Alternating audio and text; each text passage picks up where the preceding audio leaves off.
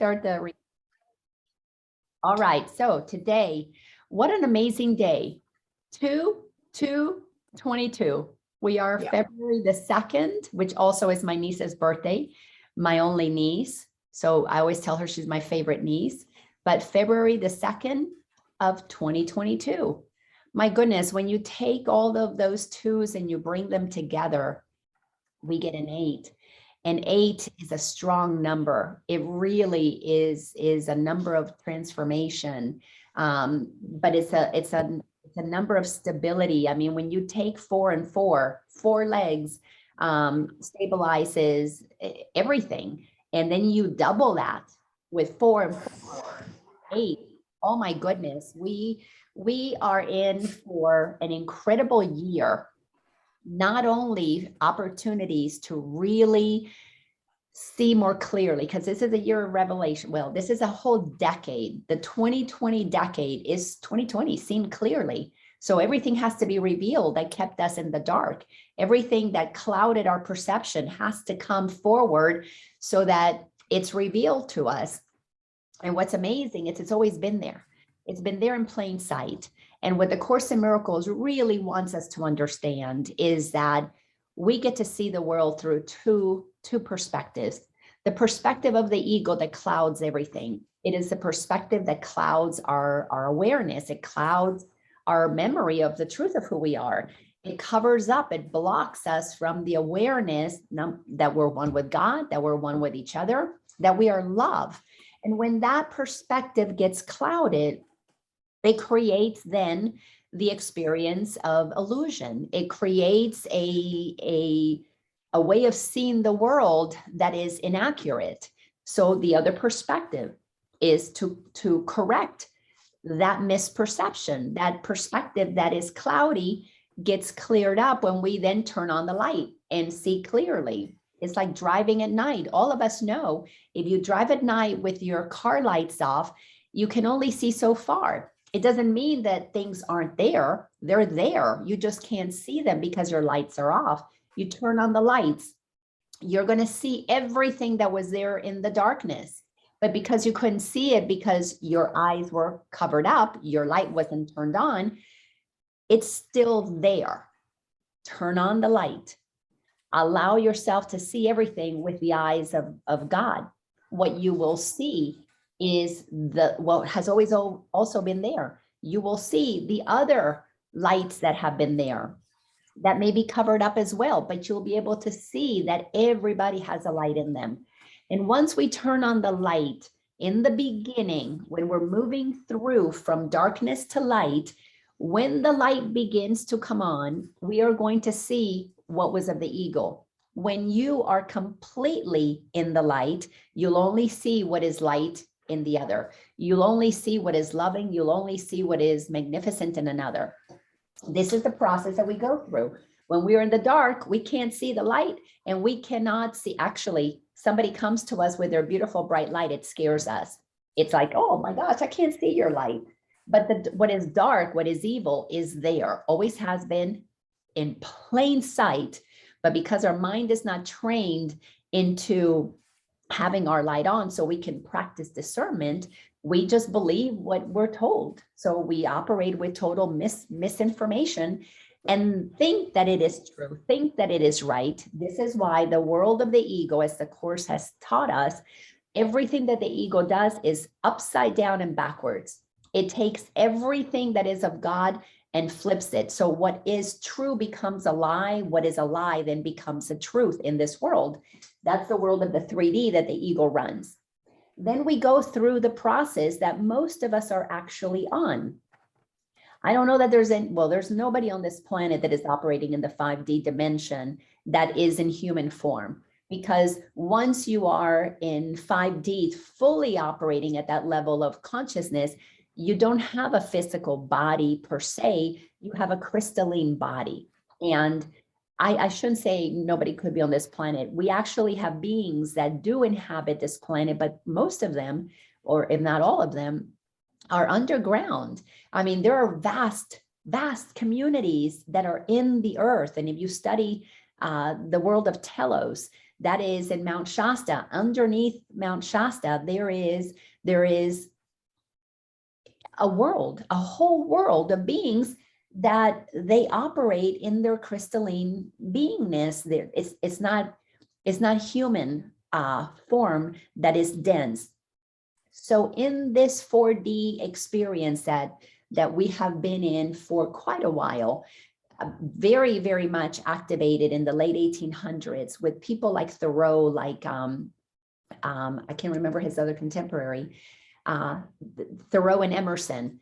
Those beings were writing beautiful, powerful things that inspired many of their contemporaries, like Ernest Holmes or the Fillmores, to start Unities or Science of Mind. Lots of activation of real, powerful beings. Tesla, shortly thereafter, Einstein.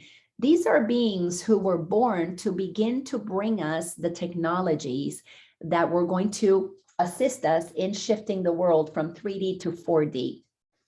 So that movement continued, and we were inspired with so many truths, but those who were in charge and in the dark conspired against them. And talk about a real conspiracy. They conspired against the truth bringers and did everything that they could to block them, to minimize them, to destroy their inventions. I mean, sweet little Tesla, our holy brother, he died destitute with nothing, ridiculed, his inventions destroyed. Thankfully, not all of them, because some were preserved.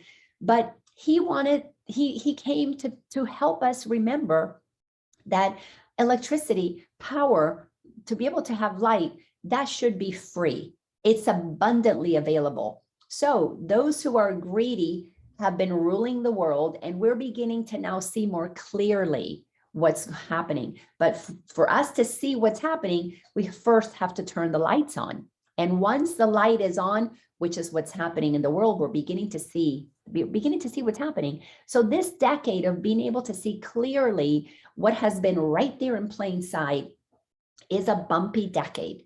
Because when we see what has been in plain sight and we become aware that not only have they been manipulative, they've been lying, they've been siphoning the life out of people, they've been using money to enslave us, they've been using beautiful truths through religions to enslave our minds, to make us feel separate from God, from one another.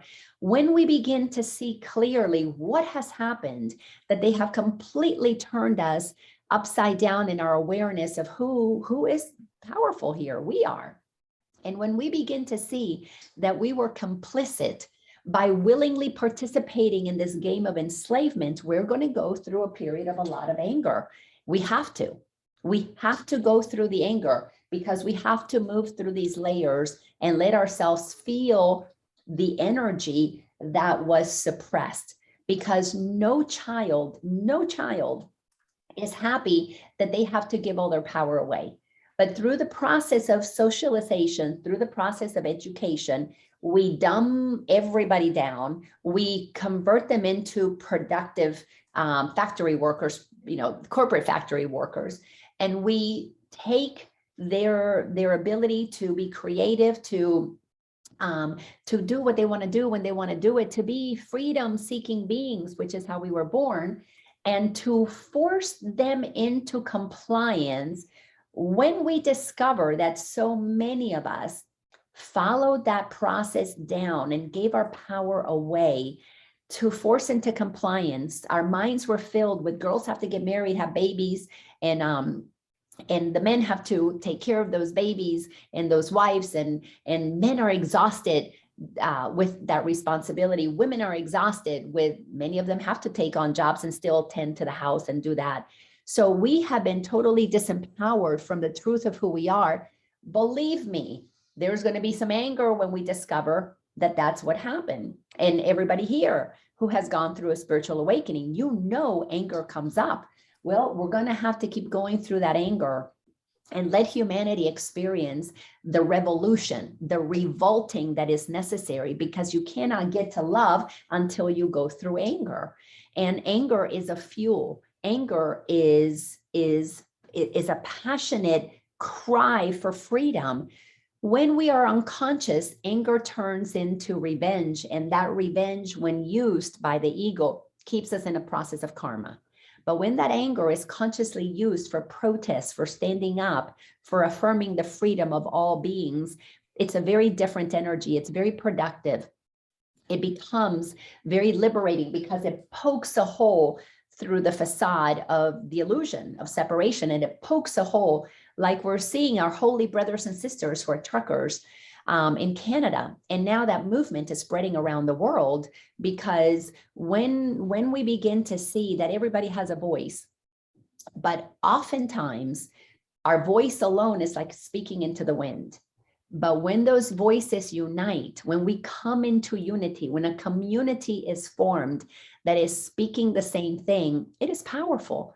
And others have to listen, especially when you've got 50,000 truckers that took, some over a week to make their way from every corner of Canada to the capital, to Ottawa. That it was miles and miles. I hear that in some cases it was well over 100 miles of trucker coming into Ottawa. Well, we need to do the same thing. We need to come into community. We need to communicate in unity. That's what community is all about. We're communicating the same message. And today's message is a continuation from last week, because we are going to see how far we get in lesson 124. Let me remember I am one with God. If we don't remember that we are one with God, we can't return to liberate ourselves from the illusion that we're separate from God. The conditioning of humanity is possible through the belief in separation. If there is no belief in separation, there cannot be a disconnection from the truth of who we are. We have to believe that we are separate, and then the church does its job, tells us that God is out there, and that is how we lose our connection to God. And then they tell us that only Jesus was the only son and only begotten son, and they hammer that story into our mind, even though Jesus said, I and the Father are one and so are you. But that conveniently gets left out. And when Jesus teaches us the kingdom of heaven is in me, well, it must be in me too. Oh, no. Only Jesus gets to do that. And only Jesus gets crucified. And that's it. That's what's going to happen to you. If you find God, you're going to get crucified. So you better not look for God. Not only is it not in you, but if you find God, you're going to go down the same path. So we get filled with so much nonsense, so many things that are nonsensical to our soul, but because our soul knows that it is eternal, it enters into this temporary experience for one reason and one reason only. Our souls come in to bring light to the darkness. But because we get conditioned out of remembering that we are the light, we go into darkness. Our trucks, our cars, we turn the lights off, or we dim them so low that they're barely visible. They barely let us see what's going on. But those who came in to descend and quickly begin the process of ascending in one lifetime, many lifetimes of preparation, we don't have time to dilly-dally. And that's what the Course in Miracles was created for. I was listening to one of the channels that I listened, that channels Jesus, specifically about the Course in Miracles. And Jesus is saying, I gave you Course in Miracles 50, 60 years ago for today. I needed minds to have been studying that material for 50 years before you could finally get the importance of understanding the Course for today. And let me tell you what that's all about. Course in Miracles, when people start studying it, and I had to leave some of the early groups because they were so in their head, it becomes so intellectual. Everything's an illusion. So, we just don't care about anything. It's all an illusion. Who cares? Because it goes to the mind and not the heart. That's a process that most people have to go through. But when you move Course in Miracles from the head to the heart, you begin to clearly see that this is about embodying Christ consciousness. It's about activating those characteristics of a teacher of God to be that in the world. But if you think it's all an illusion, you don't care You become insensitive. I know I went through a period where I wasn't sensitive. You've got an illness, don't worry, it's an illusion. It's almost like not having compassion for the other person. But I had to do that.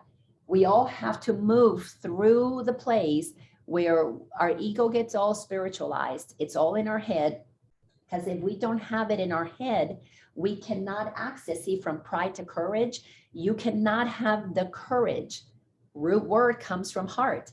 The cur. You have to have courage to then open up your heart, which moves the knowledge from head to heart. But you can't get to open up the heart until your mind has the correct information, because we see a lot of people who live from their heart, but they don't understand what's going on.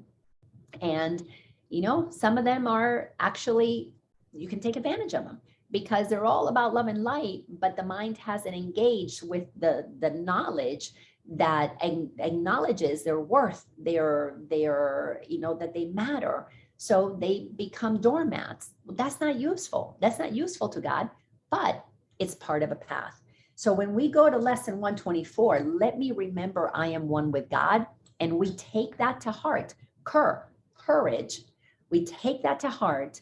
Then comes the ascension that gets accelerated, because humanity is, by collective agreement, all the souls that incarnated to be here today by collective agreement that are going to awaken are in the billions.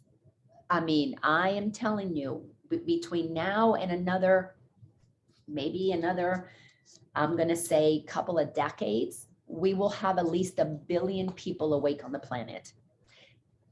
That is a massive number of people working in collaboration, working to co-create a new earth. Massive numbers of people.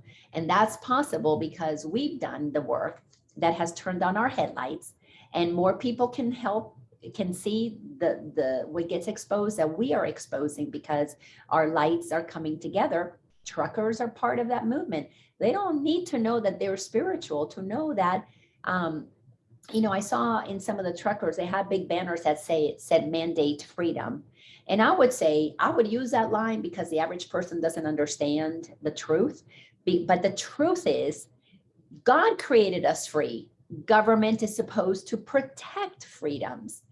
We don't need the government to mandate freedom. God mandated freedom. We need to own up that it is our freedom and demand that the government whom we hire protect it, not take it away, not tell us that we can't do what we want to do. So again, I told you, the ego turns everything inside out, upside down. What is true becomes lie. What is lie becomes truth. So this idea of tell the government to mandate freedom, they can't mandate freedom. Freedom it's our birthright. They need to protect it. So we need to mandate that the government do its job. Well, the government is not afraid of us when we are operating, believing the government. The government begins to fear us when we no longer fear them. When we begin to demand that they do what they were hired to do, and we let them know that we are banding together, we've come into unity and we're speaking with the same one voice. Believe me, they're going to be scared to death, because the pitchforks are coming.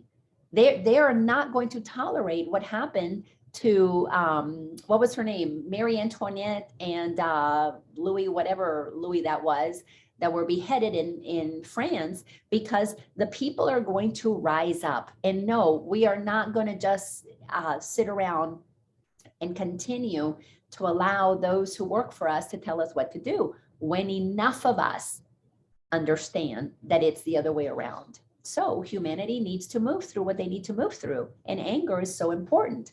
But let's talk about for a few minutes, and today's episode will be also short like it was last week, because today's the second week and last week that I've got to be on a call right around 1 o'clock. So I'm going to hold your comments until the last 10 minutes. So I'm not going to ask you about your experience with A Course in Miracles. I want to share from here what the Course wants us to understand. So lesson 124, let me remember I am one with God. Go to paragraph number 4. I'll give you a second to catch up. But what we heard last week is that our minds are very holy. So we've got to get the mind trained with correct information, because in the 4D process, we're giving our mind truth, which we didn't have before. When we operated down here, we operated with lies, lies being truth. We need to go to the truth, fill our minds with truth. This can take a while. This can take decades. I know for me, it was at least a decade, a full decade of knowing the truth before I could actually walk the talk. But we have to talk it first. If you're not talking it and your mind is not filled with truth, what truth are you going to live into? So these are steps. Like you go to school, you learn about, the career, then you do the career, same thing. We learn the truth because it begins to activate the memory of it. We begin to live it. We begin to embody it. And once we embody it, we're one with it. We don't need to learn anything else from the outside. We become informed from the inside. And then our form, our physical body, is informed with the indwelling Spirit of God. And once the Spirit of God is alive in us and our lights are on, which means we see clearly what's happening, nobody out there has power over us, and nobody out there is inherently evil. The ones that are doing acts that could be labeled evil are powerful souls who are deep, deep, deep in their disconnection. And those who we would consider saints are powerful souls who are deep, deep, deep in their resurrection, in their ascension. So some are deep into the darkness, some are really into the light. So all souls being equal, because all souls are expressions of God.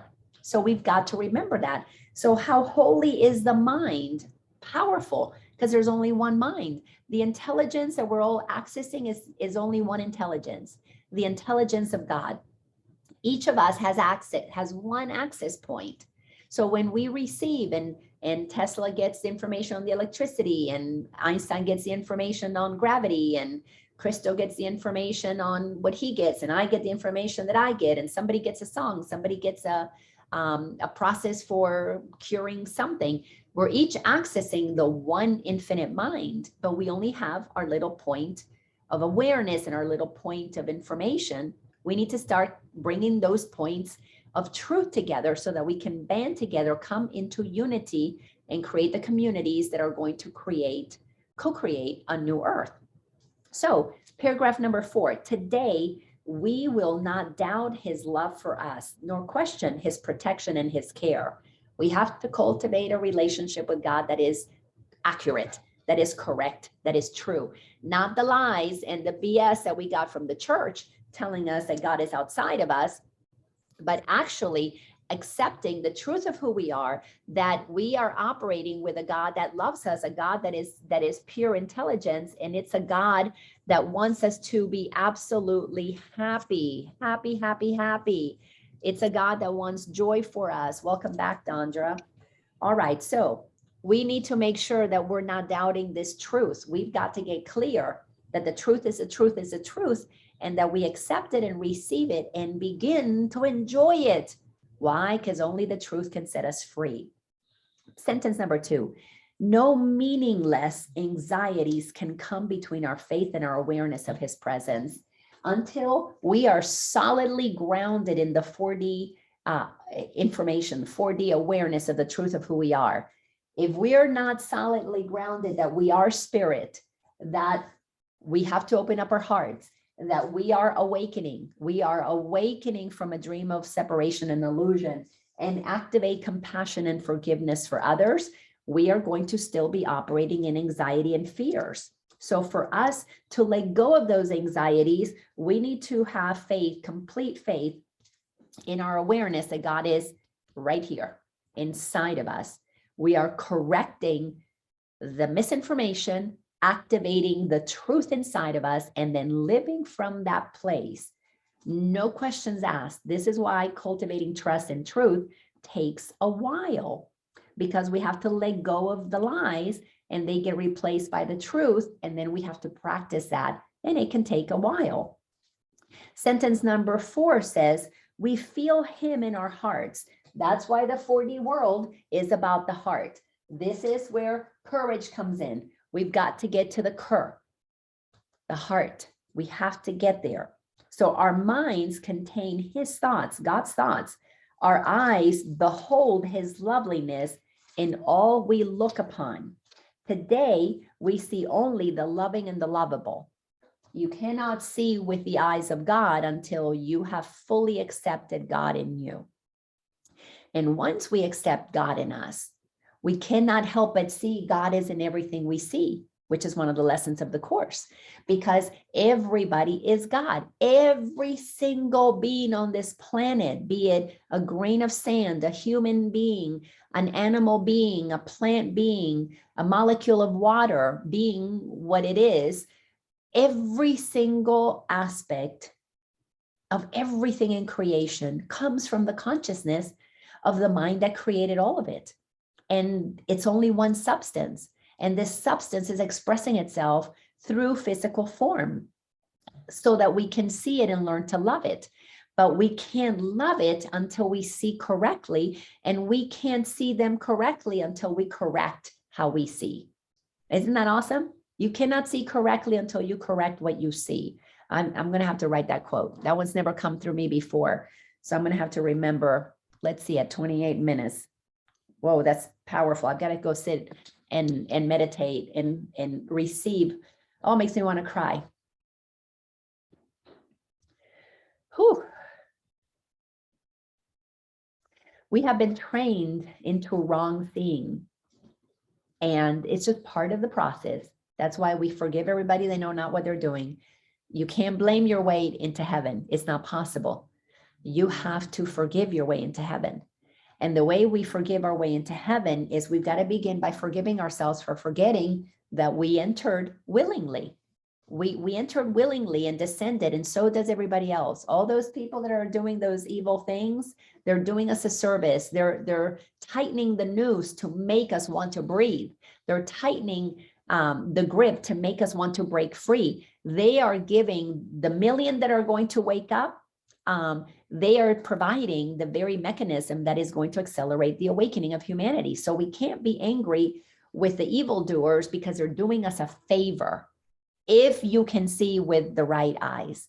If we see it with the wrong eyes, we're blaming them and we're just going to be in the karmic cycle. If we can forgive them, we are on the ascension path. And that has to be so deliberately understood that there is absolutely no way to ascend without forgiveness in our hearts. So let me read this last sentence. So today we see only the loving and the lovable. We have to lovingly look at those who have been so greedy, so selfish, so evil.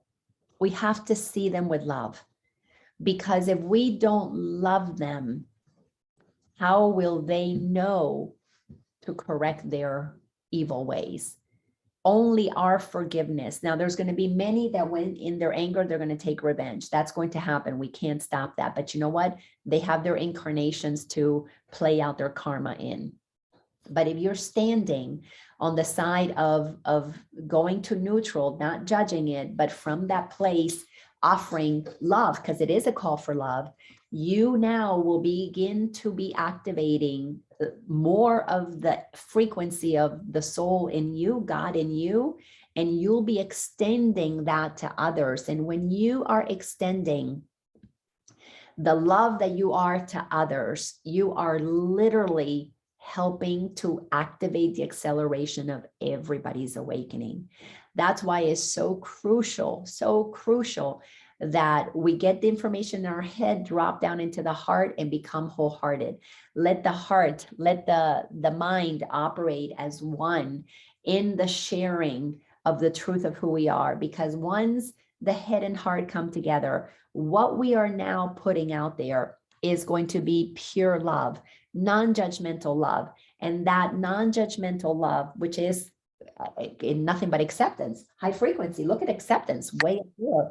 Once we're in that process of acceptance, now when we accept what is, and we accept it lovingly, that's a brother, holy sister doing whatever they're doing.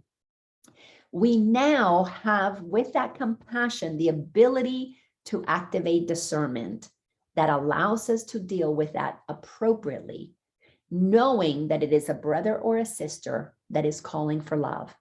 Because it's not about taking revenge and punishing them. It's about helping them remember in an appropriate way if they want to remember. And if they don't want to remember, it is not our job to make them suffer. It is our job to keep them comfortable until they transition and get the information directly from God, or until such time that they say, okay, I'm ready now.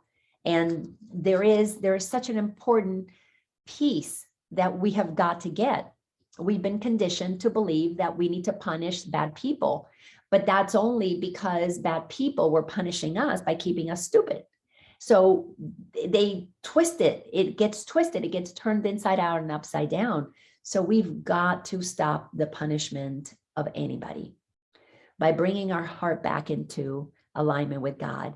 And when we can activate the truth of who we are with compassion, we are going to help rehabilitate so many more people, because it is our compassion, it is our love, it is our forgiveness that will melt their hearts.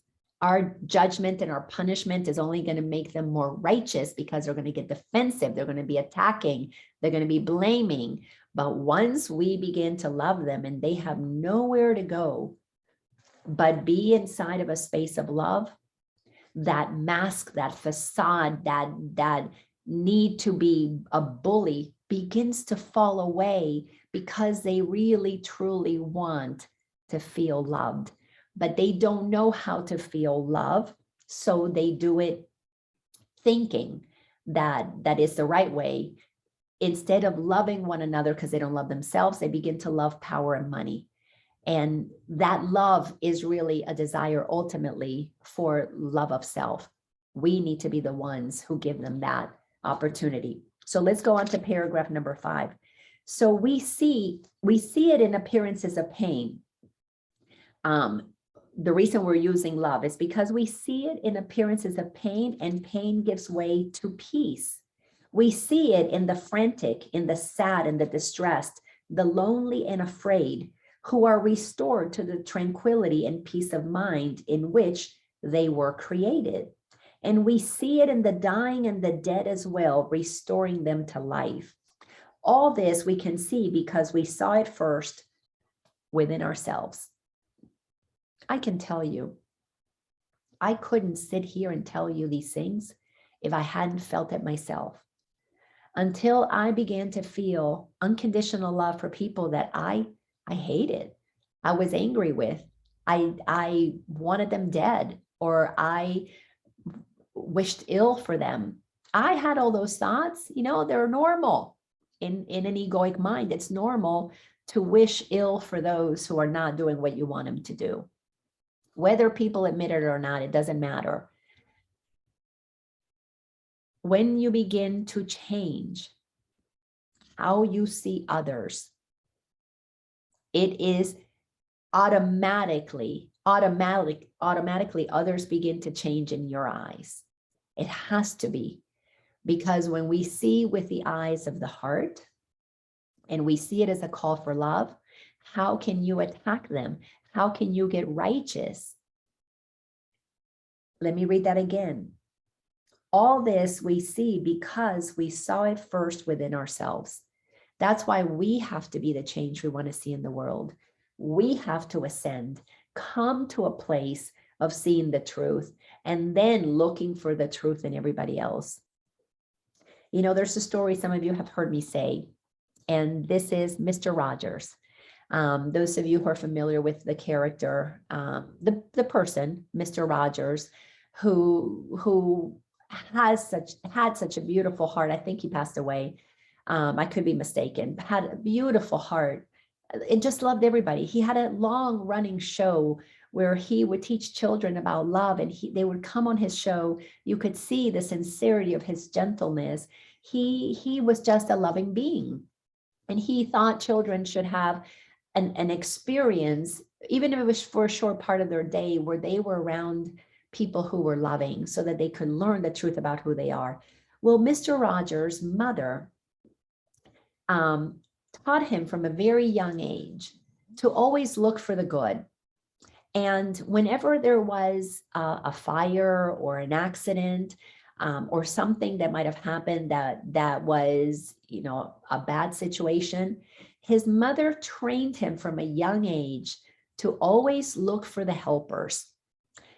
And what happened to Mr. Rogers is his mind got trained in an accident to look for the firefighters or the paramedics or the first responders who are coming to help. So his mind was trained in that there are beautiful, helpful beings on this planet. And he grew up wanting to be one of the helpers because that's how he was trained to think. The helpers are everywhere and they are the ones you want to focus on. Where the ego mind is focusing on the victim, poor person, they took their life from them, or they hurt them, or now they're going to lose a leg, or they're going to, lost a child, or lost a parent, lost the car. And it's all about the victimization. But when you train your mind in what is the good, the lovely, the beautiful, the holy, your way of thinking is going to draw to you more of those experiences. And as more of us are trained into looking for what is beautiful, more beautiful things are going to be part of our experience, because that mindset of the ego that focuses on the evil creates what it believes is true, because it has to have that experience. Why? Because we're using one powerful mind. It says it right here. How holy are your minds? Our minds create whatever we believe. And a mind that is trained by the ego believes God's outside. A mind that gets trained by the Holy Spirit knows God is inside. Not only in me, but in everybody else. And when you begin to look for that in another, look for the helpers, look for those who are doing the good. Now the mindset is so different, it's going to have to project a whole different experience, which we will call a new earth, which A Course in Miracles calls the happy dream. Because we move out of the illusion of separation into the dream. We're still going to be in a dream while we are here and believe that this is what is real, is still dreaming. But instead of being in a nightmare, we're going to be in a beautiful, pleasant dream. A happy dream, as the Course calls it. So we will go to paragraph number 6. No miracle can ever be denied to those who know that they are one with God. The Course in Miracles tells us in one of the early lessons, you're entitled to miracles. We are entitled to miracles, but we can't be consistent with the miracles that we are creating if we're busy talking about what's not working. And this whole idea about what is not working is precisely what we need to stop focusing on and shift our attention to. My mind is very holy. God has given me the power to create whatever it is that I want to see. But while I had blinders on and all the goodness was there, as well as all the darkness was there, but my lights were turned off, I couldn't see it. Now I turn my lights on, I see the darkness, I see the evil ways, and I see the beautiful things that have always been there. Our work is to then choose to only connect, only operate. And you don't really have to choose this. This happens for you. When your frequency rises, you will not be able to attract to you those who are not of the same vibe, because we're going to go and co-create this world while these stay in those lower frequencies and co-create their own world, continue to co-create that. That's why we're bifurcating. There's a split that is happening. And the split is very simple. Those who want freedom and those who want to live in fear, period. Where humanity now is starting to lose black and white, male, female. We're starting to lose what culture we're from, what we're not from. We're no longer caring if we're Canadians or Americans or Russians. We are moving to those who want freedom and those who are okay giving up their freedom and are in fear that if they don't do what the government tells them to do, they're going to lose what little, pittance they get from the government. So it's all about freedom or fear. That's where we're headed. Freedom from the ego, freedom to be who we are, exactly as God created us. We need to accept who we are. No miracle can be denied if you know that you are freely the creator of your reality. Sentence number 2 says, no thought of theirs but has the power to heal all forms of suffering in anyone. in times gone by and times as yet to come as easily as in the ones who walk beside them now. Jesus healed the sick back then. In other dimensions that are operating way more advanced than us, we could call it our future selves, who are already living that in that parallel reality. Of course, I normally don't talk about those things. I focus on A Course in Miracles. I stay in my lane, but I have to drop some truth bombs. And there are other parallel realities that are happening, and our future self is living there in totally healed. We need to begin to cultivate a relationship with our future self, because it's just us fully embodying God. It's us living in full alignment in the ascension process in the 5th dimension, the 6th dimension, the 7th dimension. We're already there because we're one. But we're also the ones that are operating in the 3rd dimension or the 2nd dimension. We are there too. We're just consciously deciding, excuse me a second. We're just consciously deciding where we focus our attention. Do we want to focus our attention on the 4D world, where we know we're choosing between the two? Do we want to focus our attention on embodying the 5D world, where we are making the choiceless choice to just be love? So this is telling us really quickly, no thought of ours, but has the power to heal any form of suffering. To be in fear and anxiety and in greed and in judgment, all that suffering. But we can correct that when the mind begins to think clearly. Let me read the last sentence in that paragraph. Sentence 3. Their thoughts, our thoughts, are timeless and apart from distance and apart from time. Once we move into the acceptance of who we are, time collapses. We then begin to fully understand that we are present everywhere at once, with the desire to experience that dimension fully. Immerse ourselves in the 5D dimension fully. Immerse ourselves now while we're still in the 3D world, bringing the 4D consciousness, being in the world but not of it. So when we align with the truth of who we are, we cannot help but become a beacon of that light that lights the path for everybody else. So now that I really need to take a major drink of water, I want to ask anybody to unmute yourself and share from what I've shared today or this past week. How are you seeing A Course in Miracles operating in your life so that you can see more clearly not only what you're here to do as a bringer of love and light, but are you seeing the love and light in others so that you can activate compassion for them? Please unmute yourselves, and I'm going to mute myself while I go into a little coughing fit here. Christo, were you going to share something? You're leaning forward like you might be about to press your So I'm going to ask you to unmute yourself. Please share whatever it is that you're getting. There we go. Can you hear me? I'm just very excited about being in the space with people that resonate within a similar frequency or range. Obviously, we're going to have a very fine vibrational people and those on the lower edge or whatever, or however you want to define that range. It doesn't have to be upper or lower or anything like that, but it's and I'm, I've been traveling this path for many years, and I find it difficult to be amongst people that are in the vibration of intense positive and negative vibration, where they always have to talk about the extremes.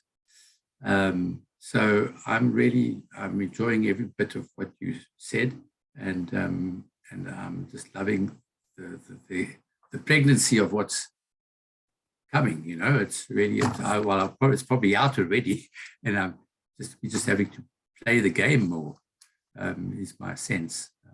So I'm very excited. That's all I have to say right now. Thank you for that. Yes, it's, people, we're bifurcating. We don't, and it's happening amongst families, among friendships, because we need to let go of attachments to, oh, my family and I, we should all think the same, or my friends should think the same. We're bifurcating, and it's okay. It's a natural process. The wheat is separating from the chaff. It's a natural process. When we can do it with neutrality, there's no judgment. Those souls want to have this experience. These souls want to have that experience. Everybody gets to pick.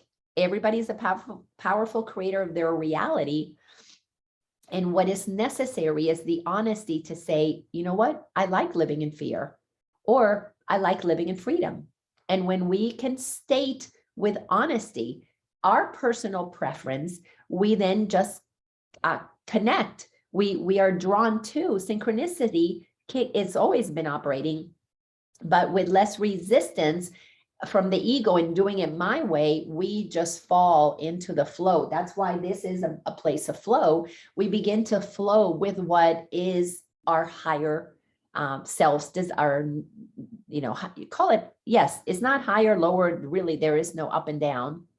It's expansion. It's always expansion, but it's hard to talk to people about expansion when our mind's been training up and down and left and right, not in that spiral circular kind of an expansion.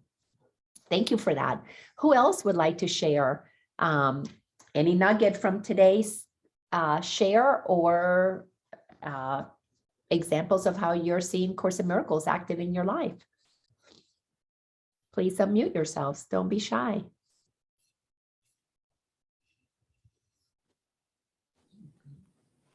Hi. Hey, Laina. Oh, go ahead. Oh, no, go ahead.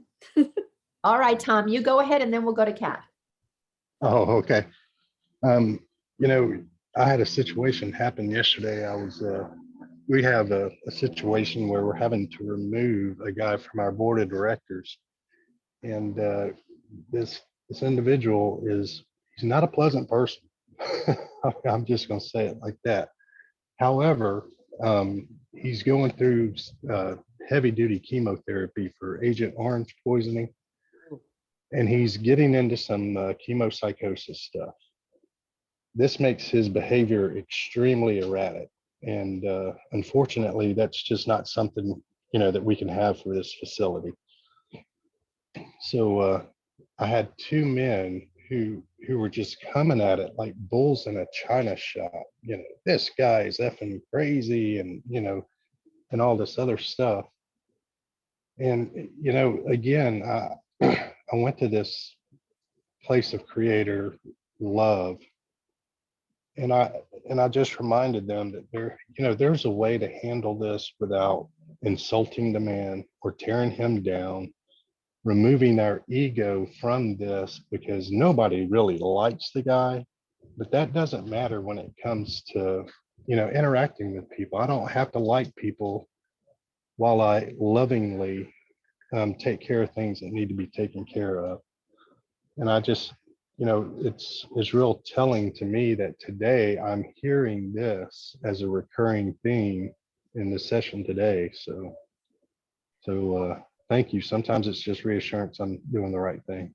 Oh, that's beautiful share. So we have to separate the egoic personality, which is a mask, from the essence, the purity, the innocence of the soul, which is covered up by the mask. And what that guy wants more than anything in the world, which is what all souls want, is to have their souls be seen. And it's a matter of, brother, we know you want to serve. We know you want to be part of this community, but right now, let's let you take care of you. Go through your chemo, do what you need to do, and you focus on you. We'll handle what needs to be handled here. And when you're done and you're in a place that you can feel more stable, or whatever words you want to use, and Holy Spirit will talk through you if you open it up and just say, we know the magnificence in you. We've seen it before. We see your brilliance. It comes out a lot, but lately it's not coming out because, you're in the midst of something pretty harsh or pretty, rough on you. And how about if we just, to quote Jen Psaki, how about we circle back in, a couple of months or whenever, later on, But value the service that he has given, remind him of the service that he has offered, and you will spark the light of God in him. He is there as the grain of sand, activating each of you into becoming a pearl. And if you allow his abrasiveness to just totally activate and turn each and every one of you from an oyster to a pearl, you will then become this beautiful jewel in God's name. And, you know, this is a beautiful opportunity for everybody to make a decision. Are we really going to treat people based on a mask that is fake and not who they really are? Or are we going to focus on the truth of who they are and acknowledge the mask and acknowledge the behavior, but call him into his truth, because he's calling for love. He's there as a gift. Every irritation is an invitation. So I'm glad that you're there, because I know you can handle it. Thank you. Of course. Thank you. Thank you, Miss Cat. Yeah. Hey, I just had a awesome experience yesterday. I was on my walk on my nature trail out here, and I was headed pretty close to going back to home. And I rounded a corner and I saw two women sitting on a bench, and I could see that something was very wrong. And so I think in the past, before these classes, and it's just deepened my sense of there's a need there. I could see it, even though I was having some slight pain myself, but I was like, this is just, I have to stop. So I did. And I was able to be of so much help. I mean, and she was just the love and the energy flow from her to me for appreciating, taking care of her. It was just like, wow, you know, it's so true. And the giving is the receiving. And it was just a natural thing. It was not like something I could just walk on by. I couldn't do it. And so I just loved it. It was just like, wow. Love called me. Love called me. That is so beautiful. When we're operating from ego, the only two things that the ego will do is withhold and become the victim. Everybody needs to help me, or we start helping others, but it's always conditional. Well, I'm going to do something for them. What can I get out of this? But when we go above that, when we move through to the level where the heart begins to open, we're no longer so selfishly oriented. And now our higher self can be present to all the other selves, which are one with us, for that very purpose, to give and receive what we are. So thank you for honoring that intuition, or that inspiration intuitively, because synchronistically, you got to be the light of God in the world. You got to bring some sunshine into these people's lives by your presence, and to do it without condition. They probably have never felt that level of love, but also you got to feel that level of love for a total stranger. And the Course in Miracles tells us that there are 3 types of relationships. Those that will be short-term, we'll never see them again. But in that instant, both of us are expanded because of the interaction.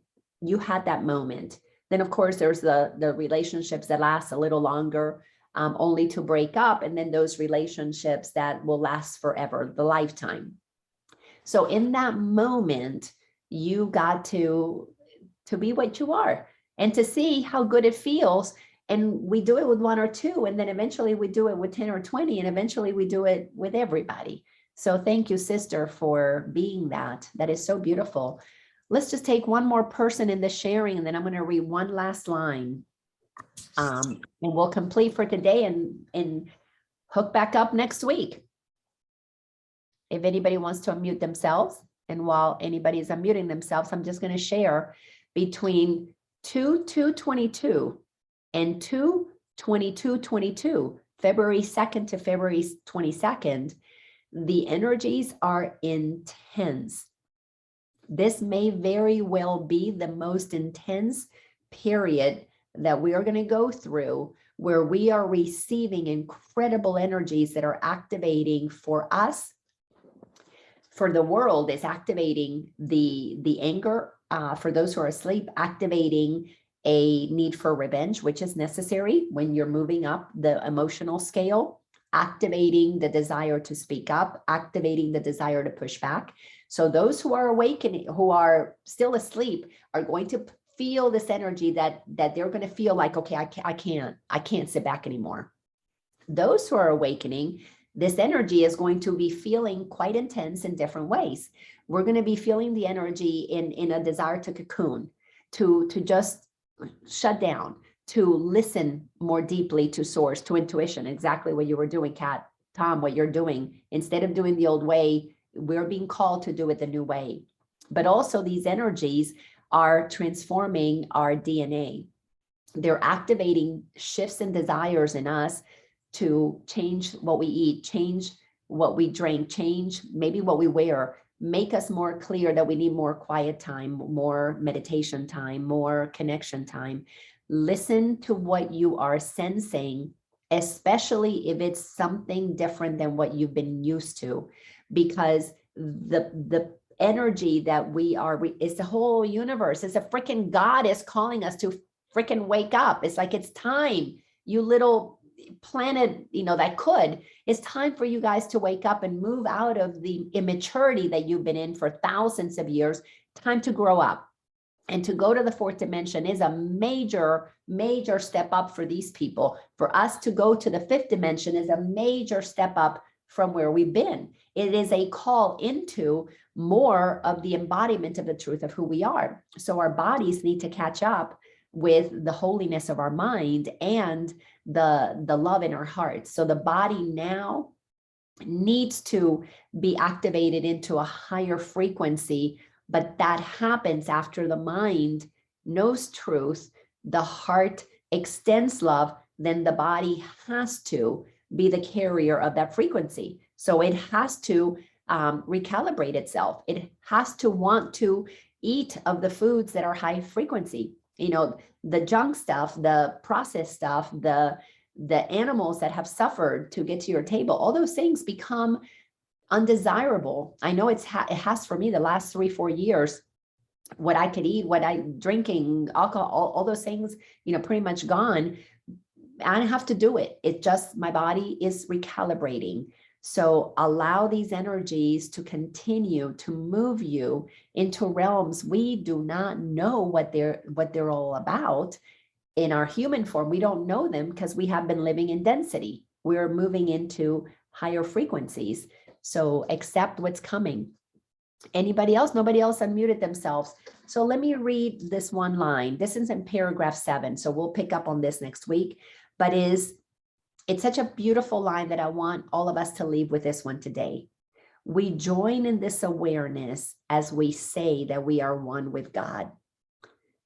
So leave here today with the awareness that you've got a community here. We've come into unity here, communicating truth. We are one with God. It's okay to own it. I and the Father, Mother, God are one. Took me a long time to be comfortable saying that. I wouldn't say it in front of other people. They think I was, heretic, but it's my truth. I and the Father, Mother, God are one. I know that. I know that that's what I am. I am the essence of God expressing itself. And I am okay with anybody thinking whatever they want to think about that, because what they think about me does not matter.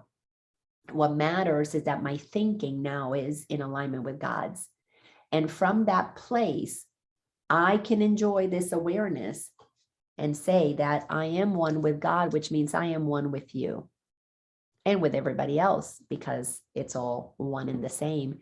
Thank you all so much for being here. Please unmute yourselves and send some love to each other. To me, send me love. Love. Yes, I love it. I receive it. I give it back to you, giving and receiving. Create Tons a of love. love vortex. Love, love, love, love. Love go. Love you all. Muy, muy love. You guys. And love everybody else around you. Yes. See you all later. Amen. Love you. Bye-bye. Jody. Hey. thing. Beautiful.